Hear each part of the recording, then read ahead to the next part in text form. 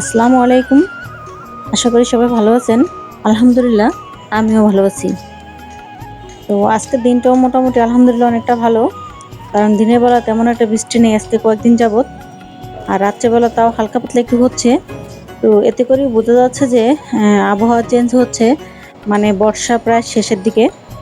তো আবহাওয়া চেঞ্জ হওয়ার সাথে সাথে আমাদের এখন গুরুত্বপূর্ণ জরুরি কিছু কাজ আছে, সেটাই আজকে আমরা করব আর সেটাই আজকে আলোচনা করব। তো যারা ভিডিওটা দেখবেন আশা করি সম্পূর্ণ ভিডিওটা দেখবেন। আর দেখে যদি আপুর ভিডিওটা ভালো লাগে তাহলে সবাই লাইক কমেন্ট শেয়ার করে পাশে থাকবেন। আমার নতুন বন্ধু যারা আছেন চ্যানেলটা সাবস্ক্রাইব করে দিবেন, যারা করছেন তাদেরকে অসংখ্য ধন্যবাদ। আর এই যে মিষ্টি কুমড়াগুলি মাশাল্লাহ আলহামদুলিল্লাহ গাছটা খুব সুন্দর হয়েছে। আসলে সঠিক যদি খাবার দেওয়া যায় তাহলে দেখা যায় যে সব কিছু কিন্তু সুন্দর হয়।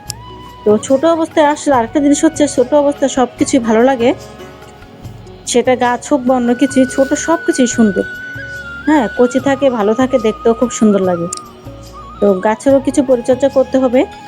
আর আমাদের বাগানে এখন কিন্তু গরমের মোটামুটি অনেক সবজি আছে অনেকের বাগানে।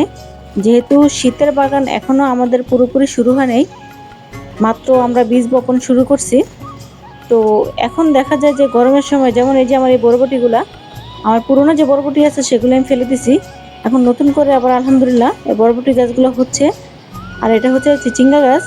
তো একটা চিচিঙ্গা সহ আজকে ফুল ফুটছে, কিন্তু দুঃখের বিষয় হচ্ছে আজকে কোনো মানে এমনি কোনো পুরুষ ফুল ফুটে নেই, এর কারণে পলিনেশন হয় নাই। তো এটা হয়তো বা টিকবে না। তো এরকম গরমের সবজি কিন্তু অনেকের বাগানে এখনও আছে, ধুন্দুল, চিচিঙ্গা, বরবটি বা আরও বিভিন্ন ধরনের যে গরমের সবজিগুলো সেগুলো কিন্তু অনেকের বাগানই আছে। তো আমার বাগানেও মোটামুটি এখনও ধুন্দুল গাছ আছে। আর কিছু ধুন্দুল গাছ কিন্তু আমি অর্ধেকটা মতো কেটে ফেলছি। একটু খেয়াল করলে দেখবেন এই যে আমার এদিকে মাচাটা সম্পূর্ণটা এই যে তারের মধ্যে ছিল, এগুলো আমি সব কেটে ফেলছি। যে এই সাইডটা আমি কিন্তু অর্ধেকটা মাচা আমি ফাঁকা করে ফেলছি। কারণ এখন যেহেতু একটু বৃষ্টিটা কম, এই ফাঁকে কিন্তু আমাদের এই কাজগুলি করে ফেলতে হবে। আর এই যে যে বেডটা এখন নিচে দেখতেছেন, আমি গাছগুলা কেটে সাথে সাথে মাটিটা ঢেলে ওই বেডের নিচে দিয়ে দিছি, একবারে টবের নিচে দিয়ে দিছি। দিয়ে দেওয়ার পরে উপর দিয়ে মাটিটা সুন্দর করে প্রসেস করে আবার আমি উপর দিয়ে মাটি দিয়ে দিছি। তো এটাতে আমার দুটো কাজ হলো, আমার যেই বাগানের যেই গাছের আবর্জনাগুলি এটা কোনো নষ্ট হলো না, বা আমার ফেলে দেওয়ার একটা ঝামেলা থাকলো না, ওয়েস্টও হলো না। তো এটা আমি যেহেতু কাজে লাগিয়ে ফেললাম, এটা থেকে আমি খুব সুন্দর সার পাবো। আর মাটিটা খুব সুন্দর নরম আর ঝুরঝুরে হবে। অনেকেই আমাকে জিজ্ঞেস করেন যে আপু আপনার টবের মাটিগুলি এত সুন্দর কালো কিভাবে হয়, বা আপনি মাটি কিভাবে তৈরি করেন। তো আমার মাটি তৈরির ভিডিও কয়েকটা ভিডিও দেওয়া আছে আমার চ্যানেলে, যদি কারো প্রয়োজন হয় দেখে নেবেন। আর আরেকটা জিনিস হচ্ছে এরকম সবজির খোসা আর হচ্ছে গাছের যে লতাগুলি থাকে সেই লতাগুলি, এখানেও যে আমার চালকুমড়া গাছটা ছিল এই বেডে, এই পাশের বেডে, সেটাও কিন্তু আমি তুলে সাথে সাথে এরকম টবের নিচে কিন্তু দিয়ে দিছি। মানে মোটামুটি যেগুলো দেওয়া সম্ভব আমি কোনো কিছু ফেলি না। বরবটি গাছগুলো আমি সেম একই কাজ করছি। যারা আমার সবসময় রেগুলার ভিডিও দেখেন তারা তো জানেন আমার এখানে কত বরবটি গাছ ছিল। তো সেই বরবটি গাছগুলো আমি সেম একই কাজ করছি, প্রতিটা টবের নিচে দিয়ে দিচ্ছি। এতে করে হয় কি, আপনার ড্রেনেজটা খুব সুন্দর হয়, ভালো হয়, মাটিটাও কিন্তু খুব সুন্দর উর্বর হয়। তো এখন আমাদের এই যে বাগান পরিষ্কারের কাজটা অবশ্যই করে ফেলতে হবে, মাটি তৈরি কাজটা করে ফেলতে হবে। যাদের বাকি আছে তারা এখনও করে ফেলেন। আর যাদের বাগানটা বড় তাদের হয়তো একটু সময় লাগতেছে, যেহেতু একটু বৃষ্টিটা বেশি, মাটিটা তেমন একটা শুকায় না। তো মাটি না শুকালে অবশ্য আবার বেডও রেডি করা যায় না। তো এখন যে আমরা রোদটা পাবো এই সুযোগটা আমাদের নিতে হবে। কারণ আপনি যদি মাটিটা একটু ঢেলে দেন, দেখা যায় যে 2-3 ঘন্টা বা 3-4 ঘন্টা যদি একটু ভালো রৌদ্র পায়, তার চেয়ে তার বেশি কিন্তু লাগে না। মাটিটা রৌদ্র দেওয়ার একটা কারণ হচ্ছে পোকামাকড়গুলো থাকলে সেটা আর কি অনেকটা নষ্ট হয়ে যায়। আর আরেকটা কারণ হচ্ছে মাটিটা খুব সুন্দর ঝুরঝুরে হয়। কারণ একটা সবজি যখন টবে থাকে তখন কিন্তু শিকড়ে মাটিটা একবারে চাপ খেয়ে থাকে। তো মাটিটা ঢেলে যদি আবার সুন্দর করে একটু প্রসেসিং করে দেওয়া হয়, সেক্ষেত্রে টবের মাটিটা খুব সুন্দর তৈরি হয়। আর এভাবে যদি আপনারা মাটিটা তৈরি করেন, আপনাদের বাগানের মাটিগুলো খুব সুন্দর হবে এবং ঝুরঝুরে হবে। তো আর আরেকটা বিষয় হচ্ছে বীজ বপন তো অবশ্যই অনেকেই হয়তো বা শুরু করে দিছে, আর আমিও অবশ্য শুরু করে দিয়েছি। আর কয়েকবার অবশ্য আমি এবার বীজ একটু নষ্ট হয়ে গেছে আমার, বেডে যখন আমি বীজগুলো দিয়েছি, সিমের বীজগুলো, কয়েকটা সিমই আমার নষ্ট হয়ে গেছে। তো কিছু কিছু বীজ আমার উঠতেছে। আর লাউয়ের চারা অবশ্যই উঠতে একটু দেরি লাগে। লাউয়ের বীজগুলো উঠতে প্রায় 7 থেকে 8 দিন বা 10 দিনও সময় লেগে যায় অনেক সময়। যদি একটু ভিজিয়ে লাগান আর নতুন মানে ভালো বীজ হয়, নতুন বীজ হয়, তাহলে একটু তাড়াতাড়ি উঠবে। আর পুরনো বীজ হলে কিন্তু সহজে উঠতে চায় না, বা অনেক সময় দেখা যায় যে মাটি ঠিকমতো যদি আমরা রেডি না করি তাও উঠে না, বীজগুলো মাটির নিচে নষ্ট হয়ে যায়। এজন্য বীজ একটু খুব সাবধানে ভালো করে তারপরে কিন্তু আমাদের মানে লাগাতে হয়। আর যখনই আপনারা বীজগুলি লাগাবেন, এই যে এখন যেহেতু রৌদ্র আছে, বীজগুলো লাগানোর আগে আধা ঘন্টা বা 1 ঘন্টা, আধা ঘন্টা দিলে হবে, আধা ঘন্টা একটু রোদ্রে দিয়ে নেবেন, দিয়ে তারপরে একটু ঠান্ডা করে তারপরে আপনারা বীজগুলো বপন করবেন। আর বীজ তো যে কোনো সময় বপন করা যায়, সকাল দুপুর বিকাল যে কোনো টাইমে বপন করা যায়।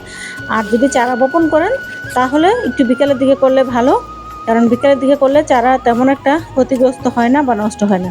আর যদি এরকম ওয়ান টাইম গ্লাসে থাকে তাহলে একটু রোদ হলেও সমস্যা হয় না, তারপরও না করাই ভালো, ওই বিকাল টাইমটাতেই করা ভালো। হ্যাঁ, তবে এই কাজগুলি আমাদের এখন অবশ্যই সেরে ফেলতে হবে, কারণ এখন আর দেরি করলে পরে সামনে দেখা যায় অনেকটা দেরি হয়ে যাবে। আর অনেকে জানতে চান যে কি কি বীজ আছে বা কি কি বীজ নেওয়া যাবে। তো আসলে বীজ অনেকগুলোই প্রায় শেষের দিকে। তো তার মধ্যে হচ্ছে আপনার চিচিঙ্গার বীজ প্রায় শেষ, আর হয়তো একজন নিতে পারবে। আর দেখা যায় সিমের বীজও তেমন একটা নাই, অল্প আছে, অল্প কিছু বীজ আছে। তবে অ্যাভেলেবেল যেগুলো আছে সেগুলো হচ্ছে সাদা বরবটি, লাল বরবটি, আর হচ্ছে আপনার ধুন্দুল। এই ধুন্দুলটা তো খুবই সুন্দর, যেটা আমি আগেও বলছি। যারা নিয়েছেন তারা যদি লাগান, আলহামদুলিল্লাহ যখন ফলন পাবেন তখন দেখবেন যে আলহামদুলিল্লাহ বীজটা কত ভালো আর কত সুন্দর ফলন হয়। তো যাই হোক, যারা বীজ নিতে চান, যারা আমার ফেসবুক পেজ খুঁজে পাচ্ছেন না, আমি এই ভিডিও ডিসক্রিপশনে লিঙ্ক দিয়ে দেবো। তো আপনারা সেখানে গিয়ে ফলো দিয়ে মেসেঞ্জারে নক করলেই ইনশাল্লাহ আমার সাথে যোগাযোগ করতে পারবেন।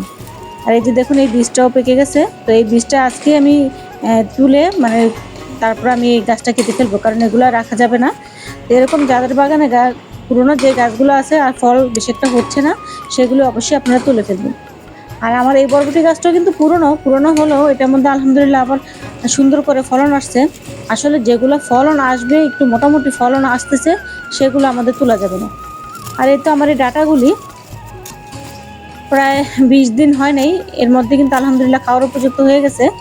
মাঝখানে তো কয়েকদিন বৃষ্টির জন্য একেবারে উঠতেছিল না, আর এখন আলহামদুলিল্লাহ একটু, যেহেতু মাঝখানে একটু রোদ্র উঠছে, তো এখন দেখেন আলহামদুলিল্লাহ অনেকটাই কিন্তু তাড়াতাড়ি এগুলো রেডি হয়ে গেছে। তো এখনও কিছু ডাটার বীজ লাগানো যাবে, আগস্ট সেপ্টেম্বর মাসেও মোটামুটি ডাটা হয়। তো এখন আবার বীজ ফেলে দিলে আবার দেখা যায় যে ডাটা আবার রেডি হয়ে যাবে। আর আমি অলরেডি কিছু বীজ আবার বপন করে দিছি, অনেক কিছুর বীজ, দেখি কতটুকু কি হয়। তবে গতকালকে বিকালে লাগিয়েছি, তবে একটা দুঃখের বিষয় কি, রাত্রে আবার বৃষ্টি হয়েছে। তো জানি না এর মধ্যে কয়টা বীজ আবার উঠবে, কয়টা বীজ আবার নষ্ট হবে। আসলে এবার বৃষ্টিটা একটু বেশি। তো শীতের সময়টা যেমন একটু দেরি করে গেছে, গরমটা একটু দেরি করে আসছে আমাদের। আবার এখন কিন্তু গরমটাও একটু দেরি করে যাইতেছে, একটু বৃষ্টিটা বেশি হচ্ছে। তো তার কারণে বাগানের কিন্তু অনেক সমস্যাও একটু হচ্ছে আমাদের। তো যাই হোক, এভাবে মিলে জিরে আমাদের বাগানটা রেডি করতে হবে। একটু একটু যখন আমরা সময় পাবো, যে সুযোগটা পাবো, সেই সুযোগটাই কিন্তু আমাদের কাজে লাগাতে হবে। আর এই তো এখানে আমি আমার যে গাছের খাবার, যেটা আমার খুব সুন্দর আমি রেজাল্ট পাইতেছি এখন বর্তমানে, যে গাছগুলো আমার দেখছেন, চিচিঙ্গা, তারপর বরবটি, আবার নতুন করে যে পুরনো গাছে বরবটি হচ্ছে, তারপরে মিষ্টি কুমড়া যেগুলি দেখলেন, আলহামদুলিল্লাহ, আবার ডাটা গাছগুলি, মোট কথা সব গাছের মধ্যে কিন্তু আমি আমার এই খাবারটা দিছি। আবার একটু আগে যে লেবু গাছটা দেখলেন, সেই লেবু গাছের মধ্যেও কিন্তু আমি এই সেম একই খাবার দিছি। তো এটার মধ্যে কি কি আছে আমি আগের একটা ভিডিওতে আরো মানে বলে দিছি। তো চাইলে ভিডিওটা আপনারা দেখে আসেন পিছনে ম্যাজিক শার্ট দিয়ে, তো সেটার মধ্যে ইনশাল্লাহ আপনারা পেয়ে যাবেন।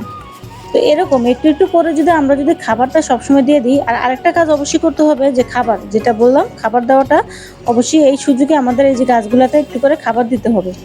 বৃষ্টি যেহেতু হচ্ছিল, কয়েকদিন আমরা গাছে খাবার দিই, একটু পানিও আমাদের দেওয়ার থেকে একটু আমরা বেঁচে গেছি। যে এখন যাদের বাগানে গাছ আছে, ফুল ফল বা সবজি গাছ, তারা অবশ্যই একটু করে খাবার দিয়ে দিবেন। আর আরেকটা জিনিস, যারা বাগান করতে চান তারা এই সুযোগটা নেবেন। তো এটা আরেকটা ভিডিওতে আমি আপনাদের সাথে আলোচনা করব, যে বাগান করার জন্য কোন সময়টা উপযুক্ত আর কি, যারা নতুন বাগান করতে চান। তো যাই হোক, আশা করি আজকের ভিডিওটা আপনাদের একটু হলেও উপকারে আসবে। তো সবাই ভালো থাকেন, সুস্থ থাকেন। আর শীতের বাগানের জন্য সবাই প্রস্তুতি যারা নিতেছেন, যারা নেননি এখনো তারা শুরু করে দেন। সবাই ভালো থাকেন, আল্লাহ হাফিজ।